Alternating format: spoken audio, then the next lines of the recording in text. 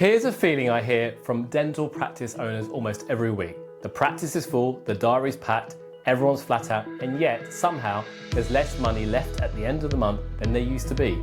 More work, thinner reward.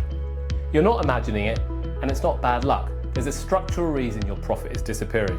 And once you see it, you can actually do something about it. I'm Arun, I'm a chartered accountant, and I've spent 25 years inside the numbers of dental businesses. Let me show you exactly where your margin is going. Let me start with one number. Before 2020, a well-run, associate-driven dental practice in this country would typically deliver an EBITDA margin, basically operating profit, of around 23 to 25%. Today, that number's dropped to around 15%. Think about what that means. On £1 million of turnover, you've gone from keeping roughly £240,000 to keeping about 150. £90,000 of profit gone. Same practice, same effort, often more effort. That's not a rounding error, that's the difference between a practice that's worth buying and one that isn't. So where did it go?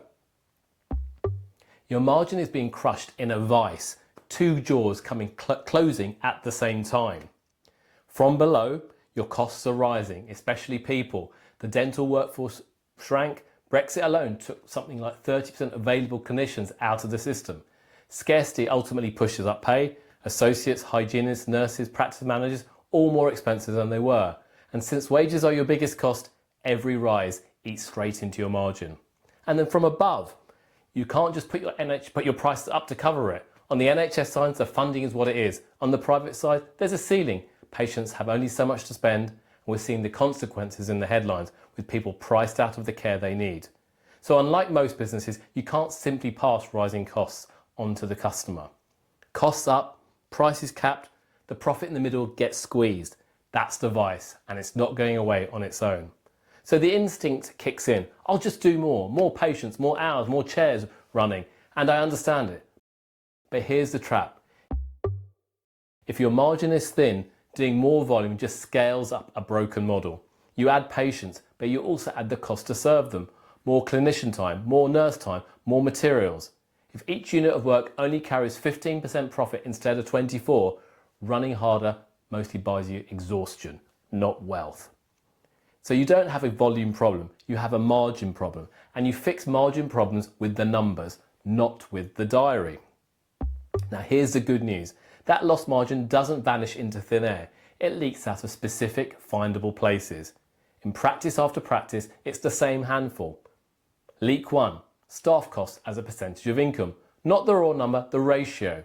When your payroll creeps up as a share of turnover and nobody's watching the percentage, margin bleeds quietly for months. Leak 2, lab and materials. Small percentages on every single case across thousands of cases. Left unmanaged, this is one of the biggest silent drains in dentistry. Leak 3, duplicated admin. This one explodes the moment you have more than one site. Every practice with its own bookkeeper, its own way of doing things, its own version of numbers. You're paying for the same job several times over. And leak 4, and this is the big one, no real visibility. Most owners are looking at accounts that are weeks or even months old. You can't fix a leak, you can only see in the rearview mirror. By the time it shows up in your year end, you've already lost it. Now, I've been helping dental practice owners for over 25 years, and time again, many practices have zero visibility of performance. A few years back, owners could get away with it as the margins were strong. Today, as things get squeezed, you truly need visibility to make better decisions. Now, addressing the 4 leaks, even in a small manner, can compound and help improve the margins of your practice go up.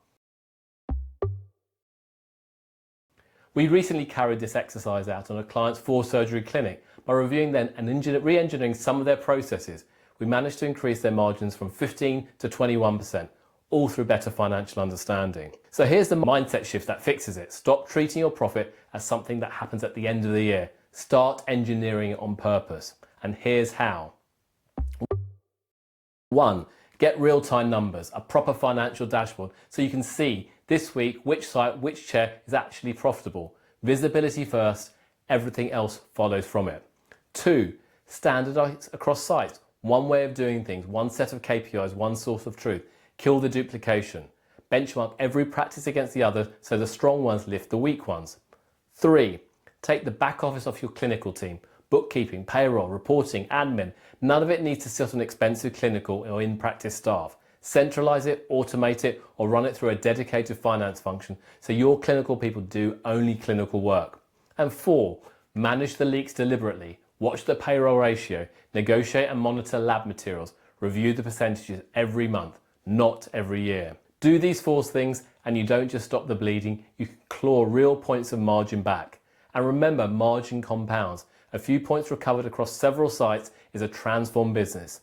And as I've covered earlier in the series, a dramatically more valuable one when you come to sell. So if you suspect your profit is leaking, but you can't see exactly where, that's precisely what we do. Our team acts as a virtual financial function for dental practices and groups, real-time numbers, centralized reporting, and a clear plan to rebuild your margin. So book a free consultation, links in the description, and for ongoing insights, join our newsletter. Now this wraps up the series on the state of UK dental groups. If it was useful, watch the anchor video on why the whole game has shifted. I'll link it on the screen now. Subscribe, and I'll see you in the next one. I'm Arun, engineer of profit, and don't just hope for it.